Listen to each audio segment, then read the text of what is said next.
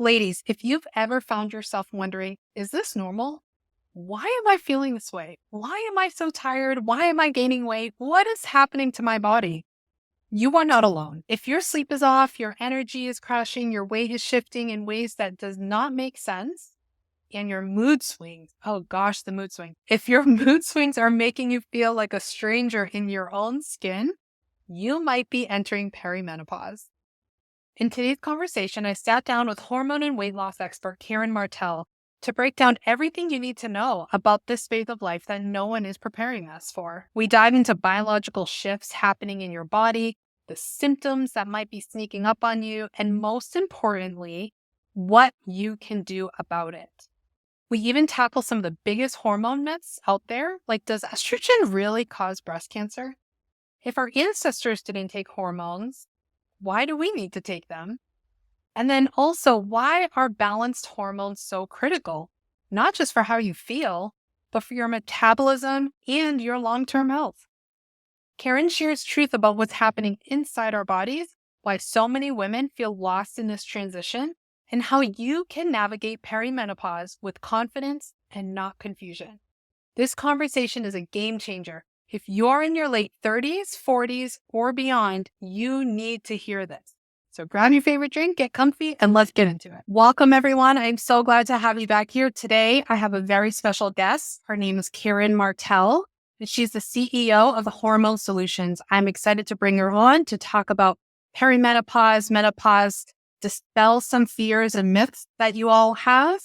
And she also heads a clinic and product line that offers bioidentical hormone replacement therapy. And she does everything from a holistic approach. So I'm really excited to have her on and be able to answer some of your questions. Welcome, Karen. Well, thank you very much for having me. This is so exciting because I see you online. And so now we actually get to meet in person. So that's always good. Yeah, I can't, it's so awesome.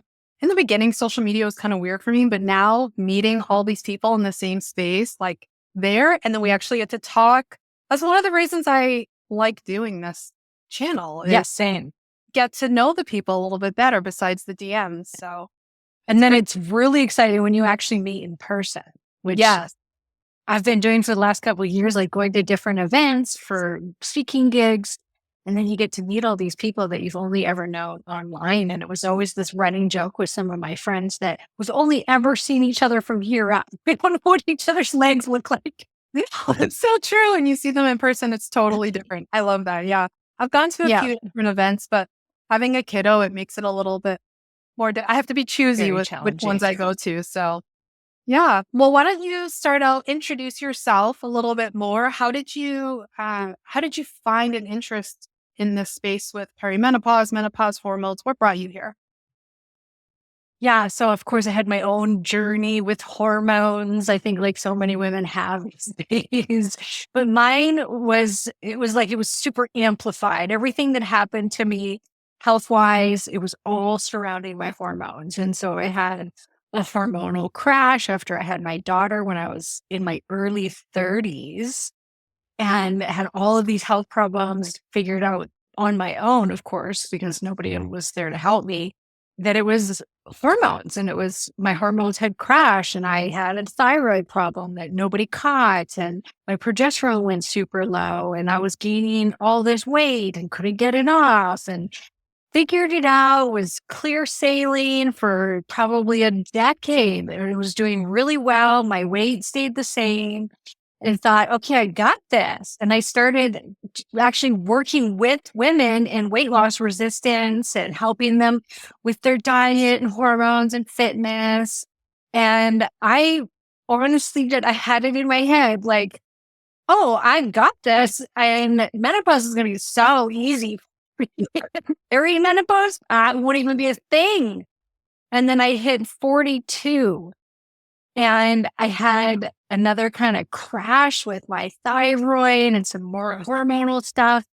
Ended up starting to go into menopause. And I started to suddenly lose my cycle, was having hot flashes and night sweats. I gained 15 pounds in a month. Wow. And and you can imagine, I'm at this point, I'm in the limelight already. I have a podcast. I'm out there speaking about weight loss resistance. So it was totally like embarrassing for me. I was like, oh my gosh, how is this possible that this is happening? Like, I eat a perfect diet, paleo for 10 years. I don't drink, I don't smoke, I take all the supplements, I exercise. I had it figured out. And then this happened to me. So it woke me up to go, wow, this can happen to anybody. Perimenopause can happen to anyone. It doesn't matter how healthy you are. You could be doing everything right and it could still happen. And well, it's still going to happen. Yeah. And it can happen to a degree that's very severe. And that's not being talked about. And missing our hormones and our hormones depleting, it can drastically affect things that you don't even realize could be affected, like our mental health and bones and heart and brain. And it's like nobody's talking about, I mean, there are people now talking about it. We just, in our space, it seems like everybody's talking about it. But honestly, I think it's 7% of women are on HRT. So there's not enough. We have a very, very long ways to go to educate the masses on the detrimental effects that hormonal loss can have on us and what we can do about it, and the safety and the utilization of hormone replacement therapy. I mean, I had only scratched the surface until I went into it. And then I uncovered all of this information and was like, how do we not know this? And how can we fear this so badly when it can be one of the most important things that we can do for our health as we age is to replace those lost hormones. Yeah. I feel like you summarized it so perfectly in such a short amount of time, because that's where I've been coming from as well, where, I mean, I am 40, I'm going to be 42 this year. So I'm in that arena where you were at. And for a long time, same thing. My hormones have been great. I changed my diet. Things were great. And then it was like right around 40, 41 that I was like, things were shifting. And it's crazy because one cycle, it'll be one way. And then the next cycle, you're like, actually, I feel okay. And then the next, like, it just keeps going. So then you're thinking, oh my gosh, I don't know what to do here. And then I have another story with my mom. I put my mom on BHRT with a local doctor that is awesome. And she is thriving. And she's 67. So we started it later. So you ladies, just with my mom. Yeah. Just because you're later, don't listen to the doctor. You can still start.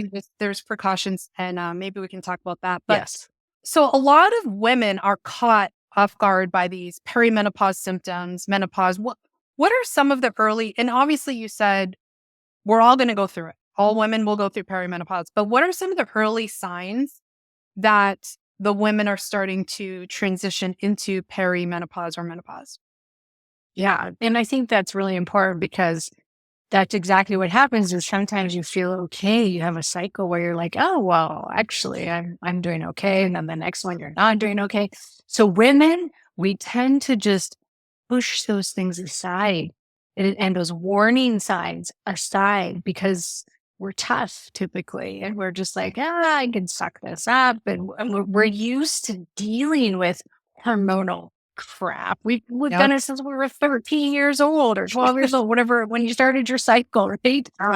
So what age is a big thing. And I think women need to know that we start to lose these hormones typically in our late 30s, early 40s.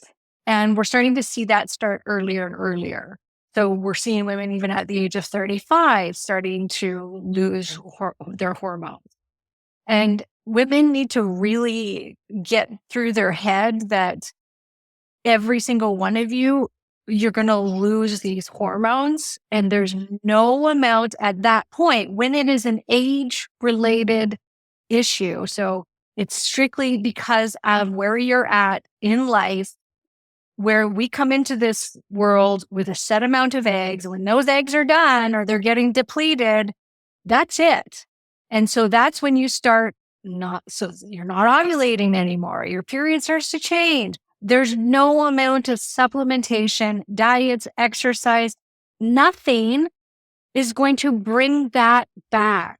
And you've got to get that in your head, because I think so many of us, we start to just do things harder. Well, I better fast more. Oh, I better cut back on the calories. I better, whatever it is, that we do all these crazy things to our bodies because we think that that's going to fix it. But at this point in your life, you can't.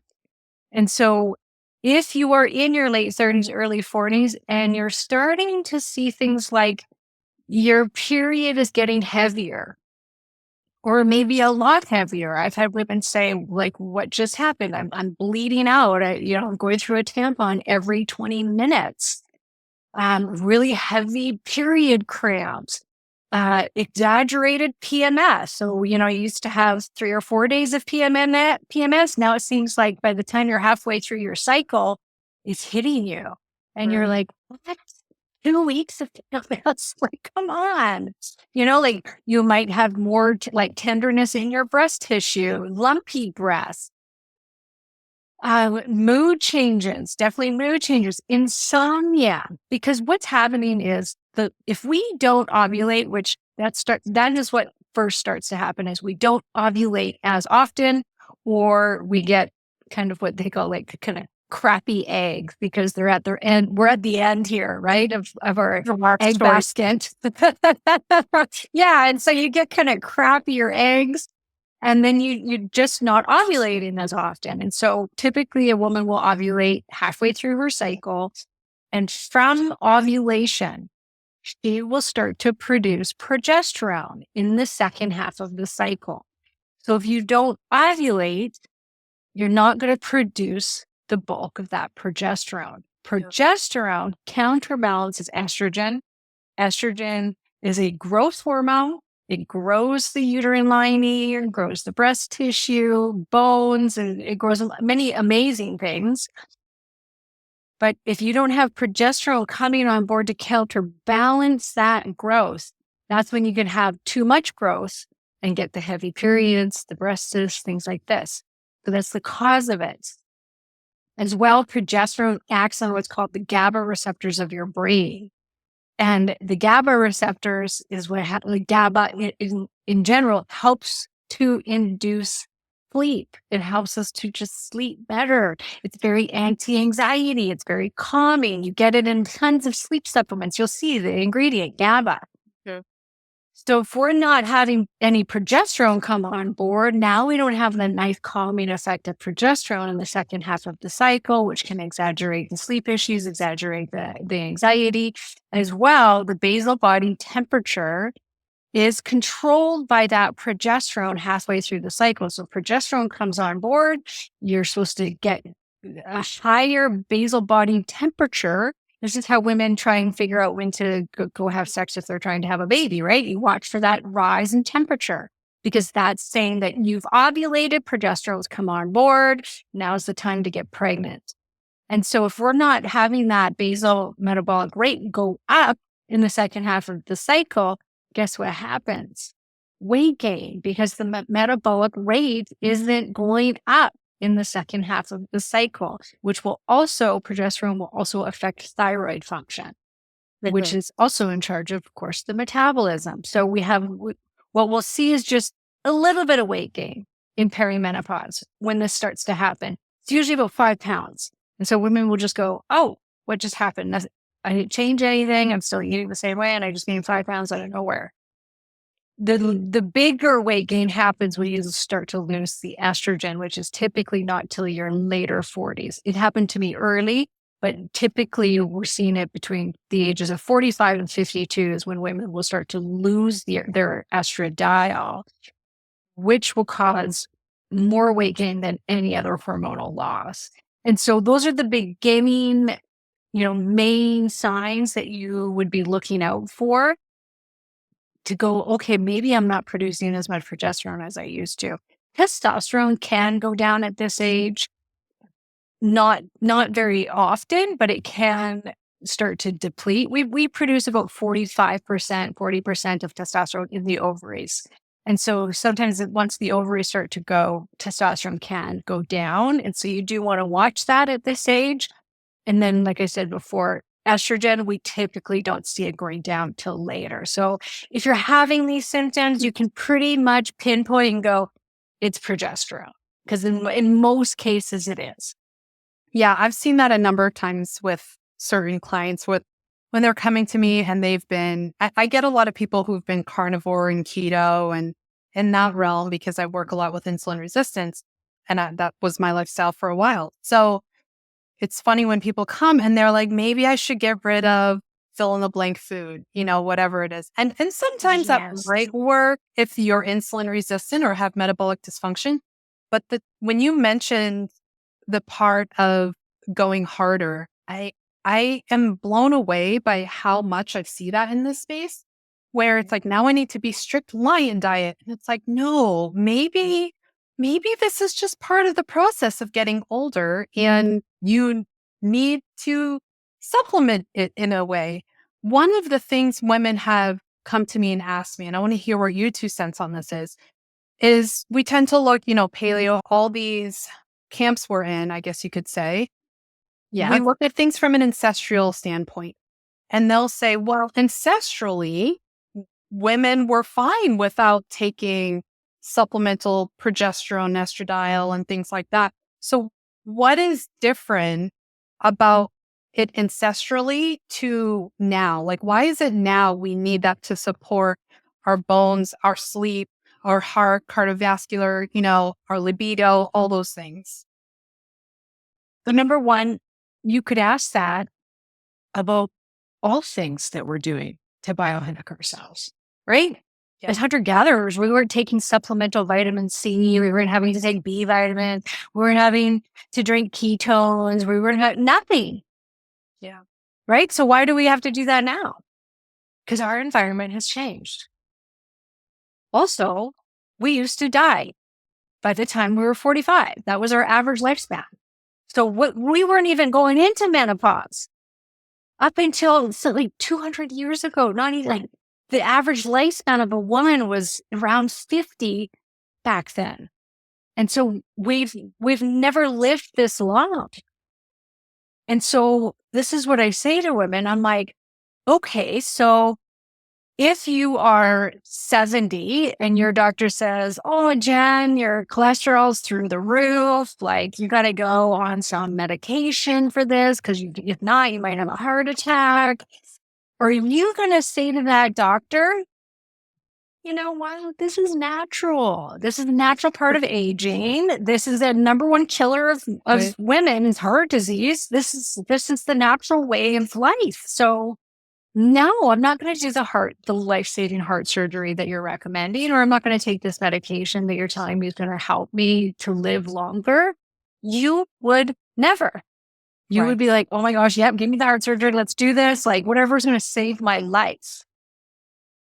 And what we see is if you age without those hormones, then your risk for developing all of these major causes of death, Alzheimer's, cancer, heart disease, all increases because those hormones were helping to protect you from getting them. And so the body, naturally we shouldn't be having these hormones because we're not supposed to be fertile and we're not fertile anymore. We're done having kids.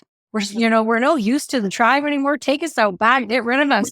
But we want to live longer. We're trying to do everything we can as far as like eating well and exercising and taking a bazillion different supplements and interventions that we're doing to ourselves. It's crazy what we're doing in this world of biohacking and health sphere. So it's like, why wouldn't we optimize our hormones when nothing I've seen is that powerful? I mean, what supplement do you know, Jen, that reduces your risk of all causes of death by 30%? That's incredible. That's incredible. Like that alone, when I learned the protective mechanism of estrogen and how powerful it is. And then my mom, I'm going to throw this in a little bit. My mom has rheumatoid arthritis fibromyalgia. She's legally blind. She can see a tiny little bit, hard of hearing. So she can't just go to the gym and like work out. She's very like sedentary and everything. Right around 2020, when all of that started happening, her pain went through the roof. And she went to a rheumatologist, medication after medication after medication, nothing worked. Nothing. It was just getting worse. She was crying, wanting to go to the ER. I said, Mom, wait, this was right around, I think it was like a year or two later when I started really diving into all of this. I mean, I've been a fertility practitioner for a while, but that's learning how to chart. That wasn't the actual mechanisms of the hormones.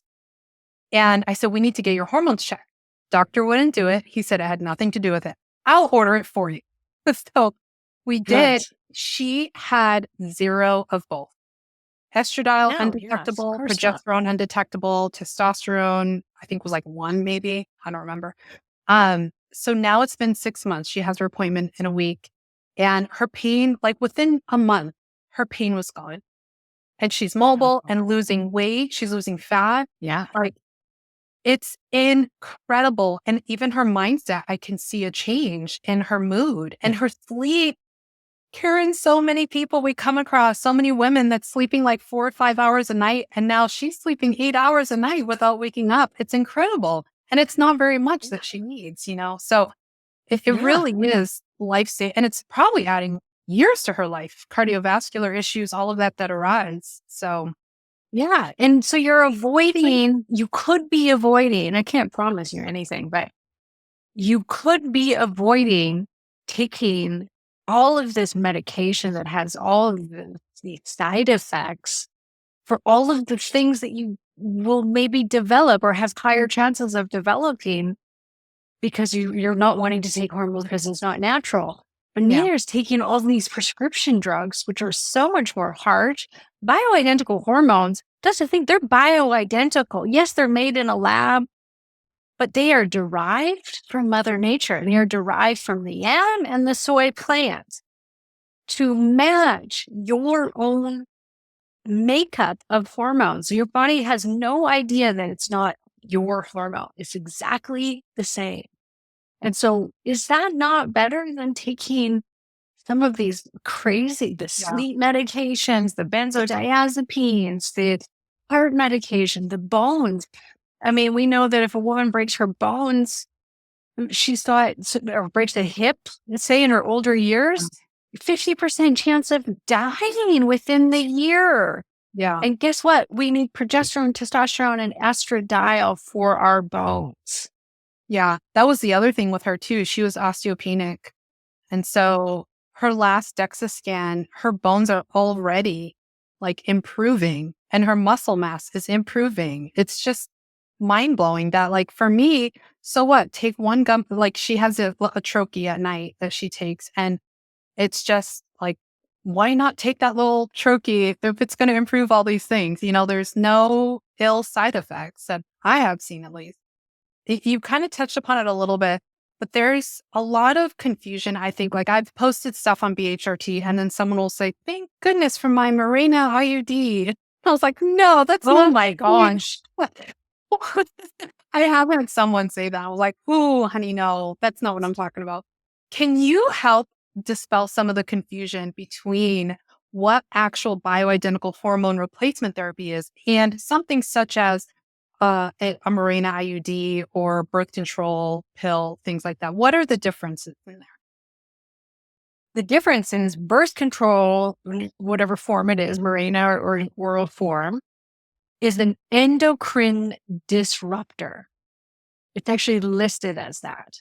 Yeah. What does that mean? It means hormone disruptor. It is a chemical. It is not it's actually not hormones. It acts like a very strong hormone in your body, but it's a chemical and it actually disrupts your hormones. I think everybody thinks, oh, it's hormonal birth control. Mm-mm. This is going to mess with your own hormones. Rather, bioidentical, as I said before, is the exact same makeup as your own hormones are. Yeah. So birth control, we know, has a whole slew of side effects. And the Women's Health Initiative, which is where all of the fear came from for taking hormone replacement therapy, there's two arms there are a couple arms of the study, but the two main arms was one arm of the study, the women had a hysterectomy. So because they had a hysterectomy, they put them on Premarin only. So Premarin was the original form of HRT. It came from pregnant horses' urine. It was a very strong estrogen, nothing like our own, was not bioidentical, was swallowed, which you should never swallow hormones or estrogen anyways. But this is what was around. And this had been around since the early 1900s. It was the number one most prescribed medication in America at this time. So you can imagine how many women were taking it. It was like known as like the fountain of youth. And so they had that arm of the study of women on the Premarin, and then the other arm of the study, they had their uterus still. So they put them on a synthetic hormone, which was a progestin, which is the exact same chemical in many of our birth controls that we're still using today. We are still handing out like candy to our teenage daughters. That's what they named Premarin, and then this progestin. And there was an increased risk of breast cancer, heart attack, and stroke in the arm of the study where they were on both of those hormones. Well, the hormone and the synthetic hormone. Yeah. If we want to call it that, horses' hormones. Their version of what they thought hormones was. Yeah. The arm of the study where they were only on Premarin, this is horses' estrogen, showed the decrease in all causes of mortality by, it was almost 30%, it was 27%. We saw a decrease in breast cancer rates, a decrease, everybody. So women that were on Premarin, horses freaking estrogen, had less chance of developing breast cancer than the women that were on the progestin group, in the progestin group. So it was the progestin that increased the risk of breast cancer, not by much. It was an extra 1 in 1,000 of the people that were on it.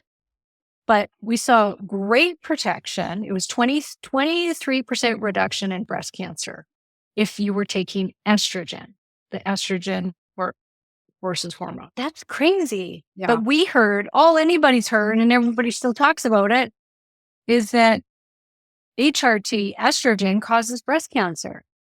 When in actual fact, if you looked at all of the research, you piled it all together, even Premarin is better than no estrogen for menopausal women. And you still are going to get a lot of benefits from it. So it's like, you're still better off to take Premarin than you are to take no hormones. In most cases, there is a small group of women that should not be on HRT. I don't dispel that. It's just, that is truth.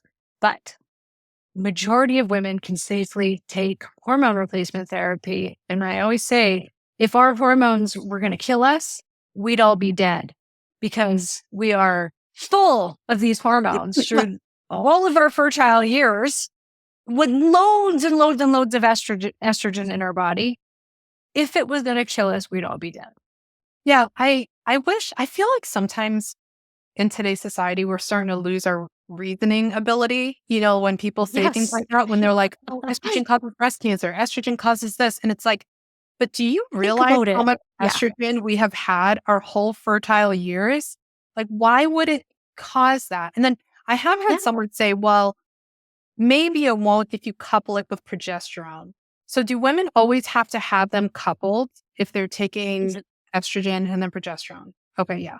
That's yes. Even if you don't have a uterus, you got to put the progesterone in, because it's going to counterbalance the growth everywhere. Yeah. And they work yin and yang together, so they help each other to function better. But it is going to be protective, because no, estrogen doesn't cause breast cancer. Period. End of story. It does not. Yeah. But if you have breast cancer cells in your breast, estrogen could go there, and because it's a growth hormone, it can cause it to proliferate and feed that cancer. So getting like a screening progesterone is more. You could do that. I'm kind of against mammograms, but Yeah. because That's true. that's a Yeah. whole nother It's a whole story. bit Yeah. more. Yeah. What about Yeah. Yeah. what's that? I forget. Thermography is Yeah. good, but No. it's not super accurate. Okay. There is a new form coming out that is better than anything, better than mammograms as well as thermography. Cannot remember what it's called, but if anybody's interested, go check out Dr. Jen Simmons. She talks a lot about it. I just had her on my podcast, and she's a breast cancer surgeon, and she works with women with breast cancer. And she talks about, the misuse of mammograms, the misinformation around mammograms, and how you can actually be increasing your risk of breast cancer if you're doing them all the time.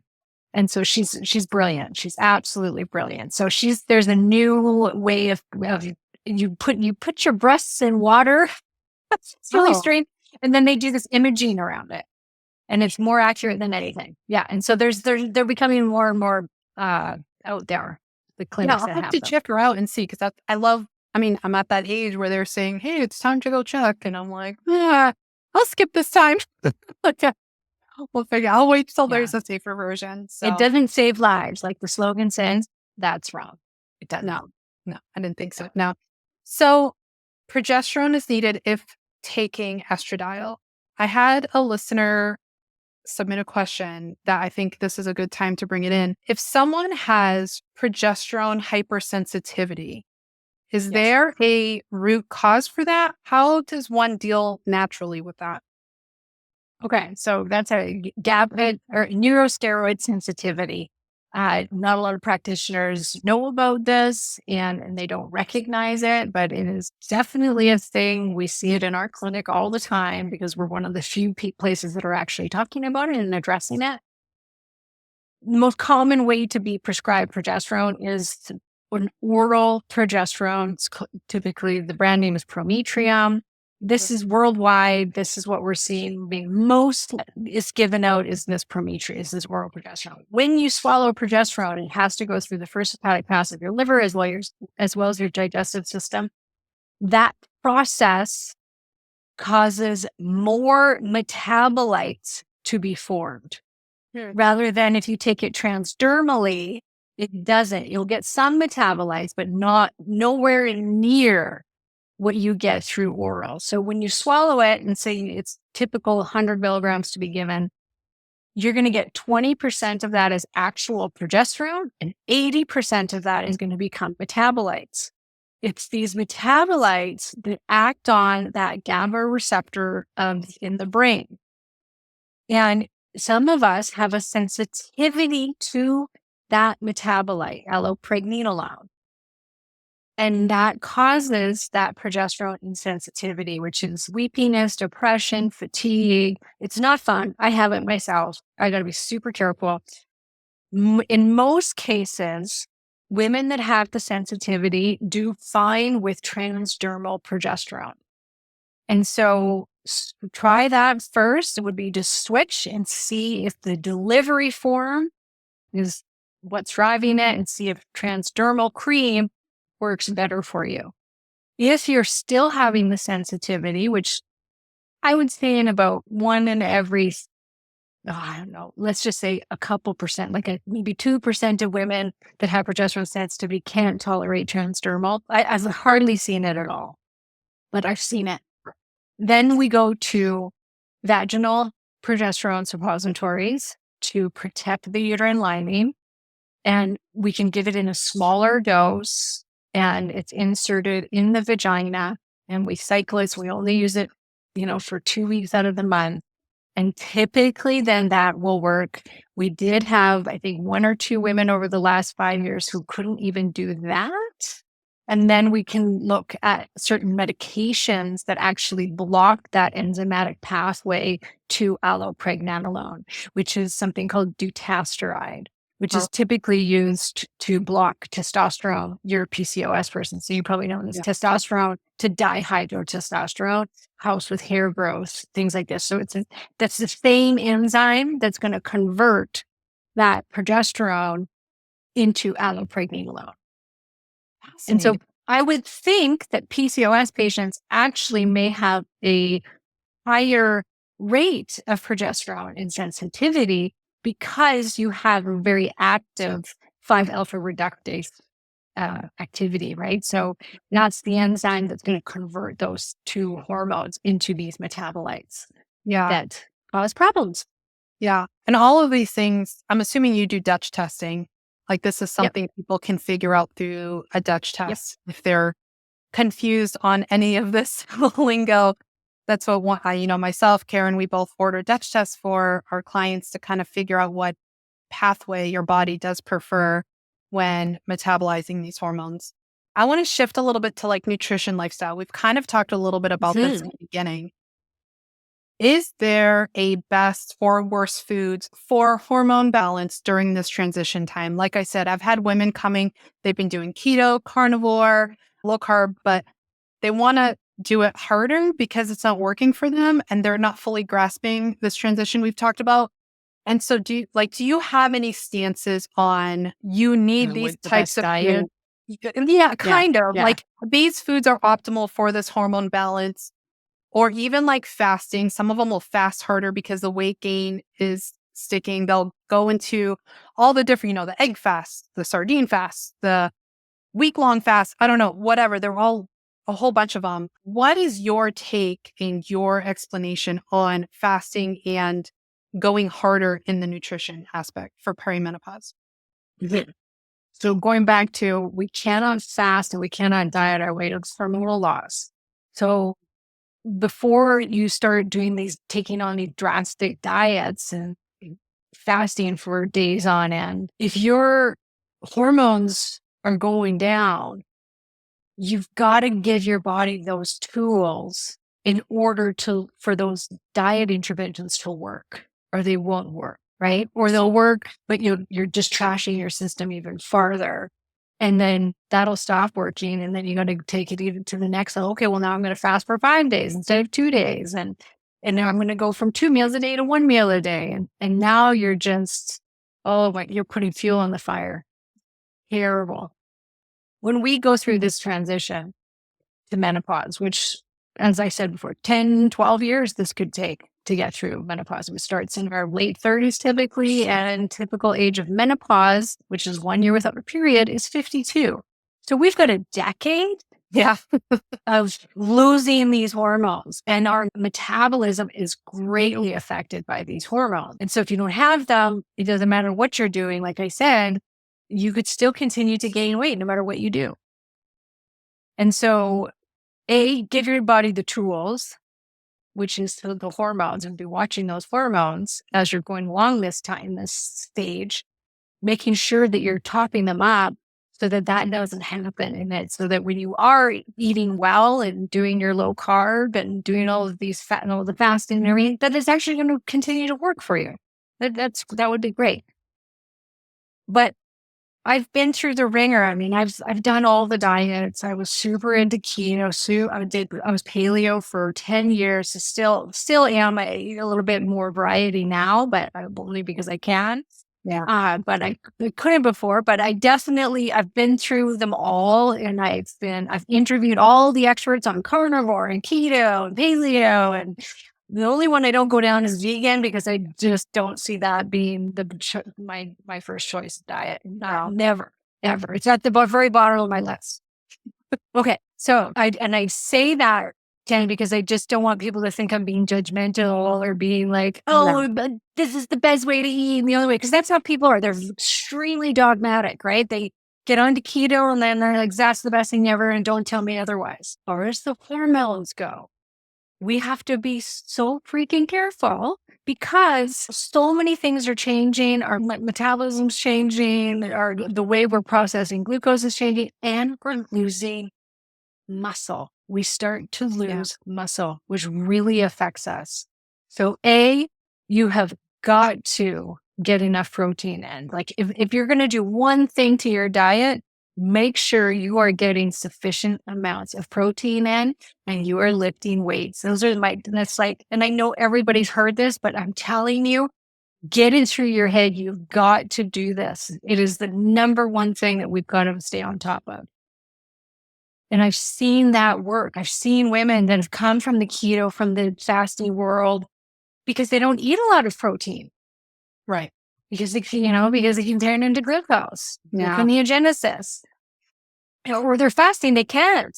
They eat 1 meal a day, 2 meals a day, where they're having these long fasts all the time throughout the week, 24-hour fast. You're going to get 100 grams of protein in one meal? No, impossible. And so protein has to come first. So if whatever diet you're doing isn't allowing you to eat that much protein, you've got to change your diet. You got to start eating breakfast, lunch, dinner, and making sure you're getting protein in. Yes, intermittent fasting is an amazing tool. And I definitely think we need to incorporate some intermittent fasting throughout the days, throughout the week, whatever. But super long ones all the time, no. Nope. The other thing is our adrenals shift. Cortisol tends to be higher in women going through perimenopause and menopause. So because our bodies are in an amplified, stressful state where our cortisol's higher, stressing our body out, which intermittent fasting and ketogenic diets are a bit of a stressor. Carnivore can even be too, right? Because we typically don't eat a lot and you're not having carbs, and carbs fuel the adrenals. And, I'm sure everybody's heard that before, but it's true. And so we have to be very careful with what we're eating and how we're treating our bodies, because we don't want to stress it out more than it already is. And then you want to be able to fuel that muscle growth with protein and obviously lifting weights. And so if anything, that's what you would do. We also go into a more inflammatory state. So I do lean on the side of the ancestral diets because they tend to be the best for anti-inflammatory. And the goal is, I always tell my ladies this, the goal is to be metabolically flexible. Some people, they've got to stay carnivore for life or keto for life because they're a true carb addict and they can't touch carbs. That's what they have to do and it works for them. It's like, great, go for it. PCOS patients, you may have to be carnivore or keto for a very long period of time to heal the system. And I totally agree with that. But as soon as possible, if possible, you want to get metabolically flexible, which means putting in some carbs sometimes, letting that carb go up and down, like carb cycling, seeing how, if you can get in and out of ketosis easily. You don't want to stay in ketosis. That tells your hormones that you are in winter. Now is not the time to have children. Now is not the time to be fertile. And that's what you'll see the hormones start to go down. You see thyroid function to start to go down. And no, it doesn't start working better like some keto people say it does. That is not true, because I have worked with thousands and thousands and thousands of women that have come from the keto and carnivore world, and they are trashed. They've lost their hair. They can't sleep. They've lost their periods. They are a mess. So you have to be careful. You have to mind your hormones. We are here to have children. We are here to be fertile for the most part until we're in menopause. And that's how your body's running on the inside. It doesn't know that you're being told by some guru on social media to fast every single week for 2 days or 3 days.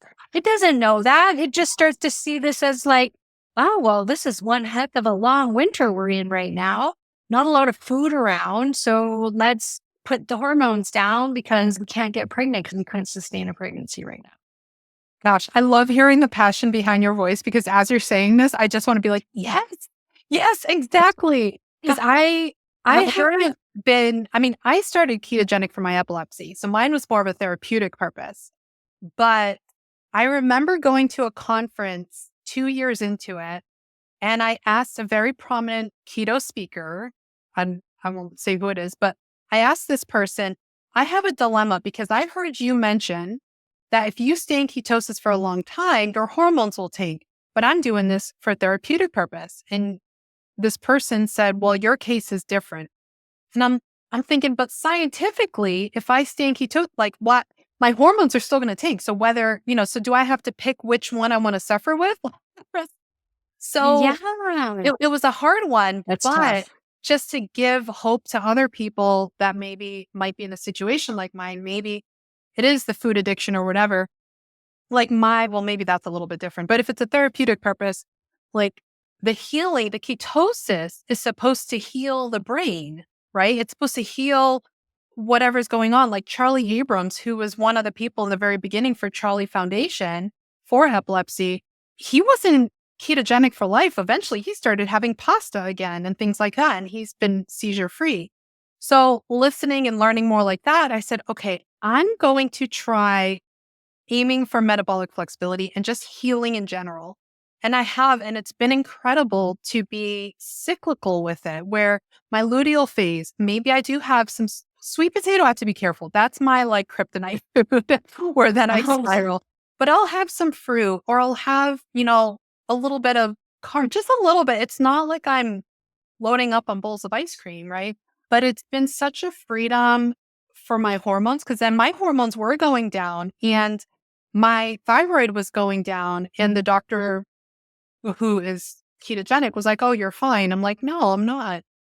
So yeah, it was very interesting. And I think for me also, hindsight, it's because it was so satiating. I wasn't even getting enough calories in too. So it was like a combination of both. Yes. Where I ended up fasting too much, and it was just like, I can't eat anymore. And then I tracked, it was like, oh, I'm like 1,300 calories. That might be part of the reason. Yeah.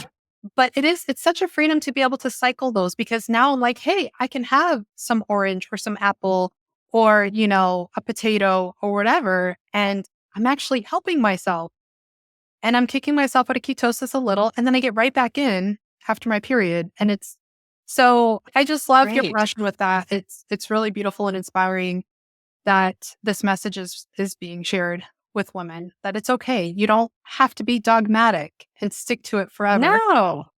No. Health first.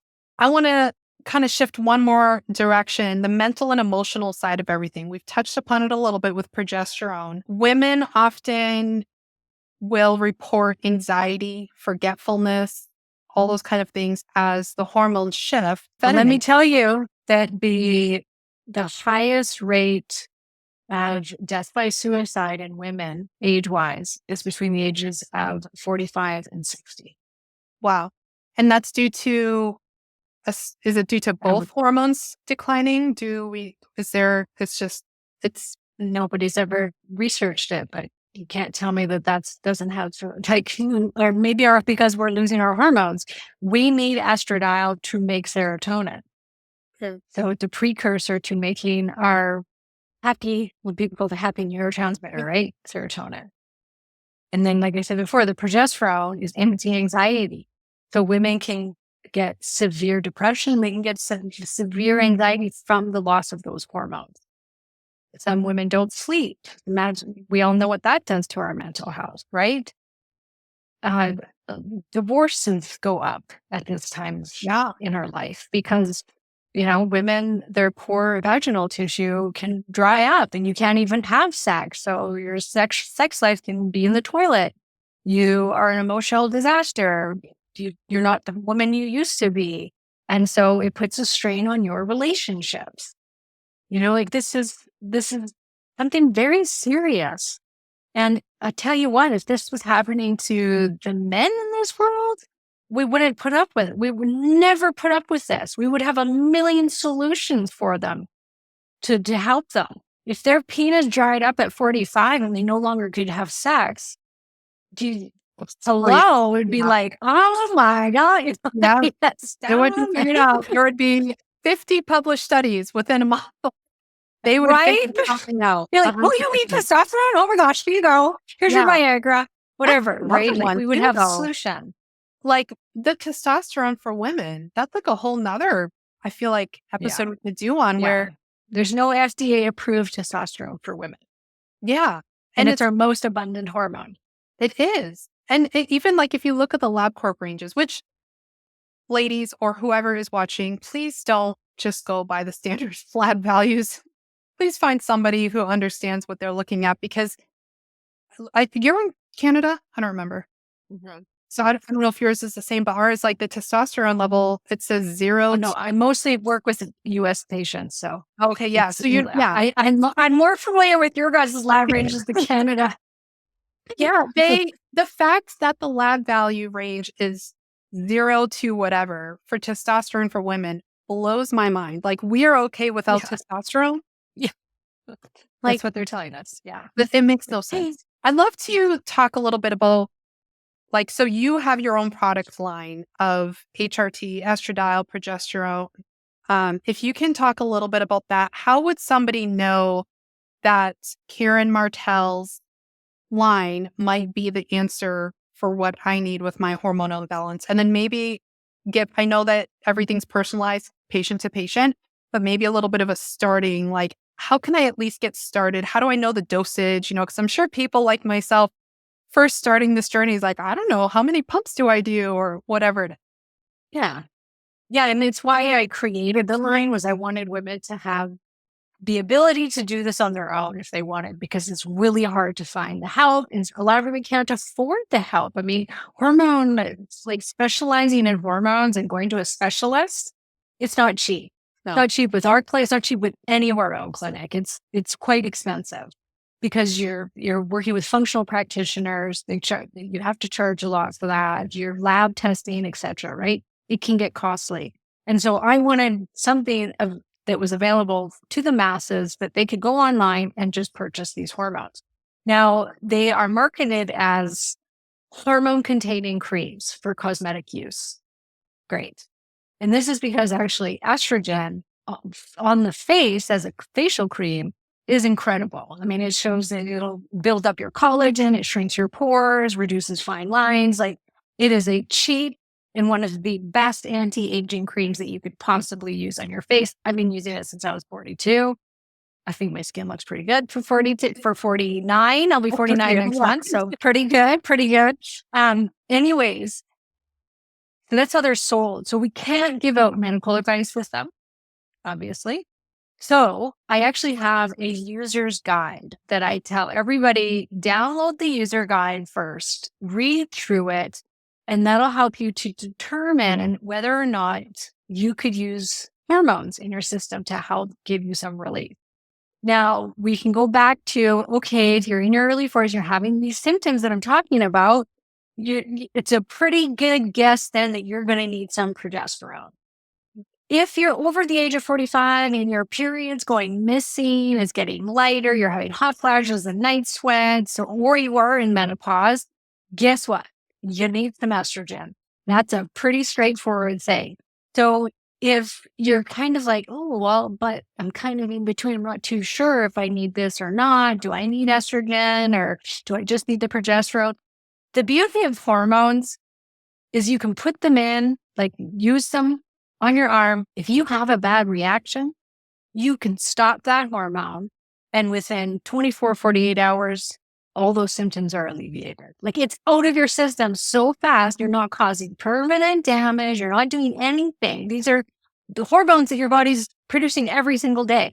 So it just would be a matter of, oh, that's too much. I'm having breast tenderness or I'm having heavier bleeding. Okay, maybe I don't need that. But if you're in menopause and you start using hormones and you have not very nice side effects like breast tenderness or you start bleeding again or something strange, that's actually really normal because your body is so desperate for these hormones and the receptors actually upregulate and it's like you can think of them as like they're wide open going, give me some hormones. So you can actually go into a bit of an estrogen dominant type reaction to them until your body adjusts and the receptors adjust and then you can get to normal. But it would just be a matter of lowering the dose and going lower and slower. That's your sign. And so it's pretty, like once you start reading about, okay, what are the signs and symptoms that I'm looking for, you can usually put together what it is that your body's going to need. I mean, if you're over the age of 45, most women need at least progesterone. And then between the ages of 38 and 45, we're seeing more and more needing progesterone. And there's help some women that they're not sure because sometimes they have the PMS, sometimes they don't, like you said. Well, then get the progesterone and use it as needed. Listen to your body. If you're just like, oh my God, I'm not sleeping this month, I'm super emotional. I don't think I ovulated and I don't think I'm producing progesterone. I'm going to go use some progesterone, see how I feel. And I can't tell you how many times women come back to me and go, could I really be feeling this within 2 days? Yeah, they're like, I slept there, like I feel better. Oh my gosh. It's like, yes, it can happen that fast where you get relief from it as well. Mhm. So, and then, like I said, it's safe. You're not going to create any damage by biohacking with it. I love it. So, do they, with the creams, I know more about like the oral and the patch and things like that. With the creams, do they need to cycle it back and forth, like according to luteal phase or things like that? Or is it just like a Yes. consistent? Yes, you always want to cycle progesterone. So it's use these 14 to 28 if you're cycling. And then if you're not cycling and you're menopausal, then you're going to do 2 weeks on, 2 weeks off. You can do 3 weeks on, 1 week off. So if you just love your progesterone so much and you don't want to take much of a break from it, which we have a lot of women that do that, then you can do, 3 on, 1 off. Okay. And that sounds like for menopause as well, like that stage. Yes. Yeah. And then Yes. estradiol is just consistent. Estradiol is consistent. So is testosterone. Awesome. And then I saw two different estradiols on your site. What are the difference with those two? Like, how would someone know which one to pick? One has estriol with estradiol in it. That one we market as a face cream because it's really concentrated and it works really, really well for the face as well as for vaginal tissue. You can use it systemically, and many people do, but as I said, we just market it as more of a face cream because it's got quite a bit of estriol in it. And then the other one's an estradiol only. It's at a low dose, 0.25 milligrams. And then a progesterone's at a standard dose, 50 milligrams per pump. And then we have a progesterone, melatonin, and MCT and vitamin E oil, which is a huge hit because it really helps you to sleep.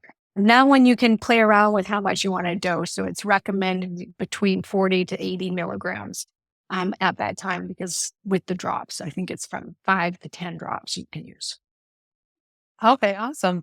Thank you so much for And then all we of have this. a coupon code. Yeah, What was it again? right. Jen Winkler? Jen Was it just Winkler. Jen Winkler? Yeah, It's just up and running. I put it in this morning. So, okay, perfect. Yeah. So if you guys are interested in and so checking that's it out, 10% off your cart. awesome. Great. So that link will be in the description. So if any of you ladies or if your husbands, you want to share with your lady, feel free to head there and pick and choose. Don't forget to download the user guide so you can get more I'll information. give you that link too, and you can put it in the show notes. Oh, perfect. That would be wonderful. Yes. Mhm. And yeah, thank you so much, Karen. This has been a wealth of information. If you can just share with You bet. people where they can find you. I know you have your podcast and things like that. Just give it all so they can get more hormone information from you. Yeah, so everything's at KarenMartel.com, and the podcast has over 400 episodes. We're a top 50 on iTunes now for almost 2 years. And that's the Hormone Solution podcast with Karen Martel. Awesome. Thank Thanks you for having again. me, Jen. Yeah, absolutely. We'll have to do it again sometime. You bet.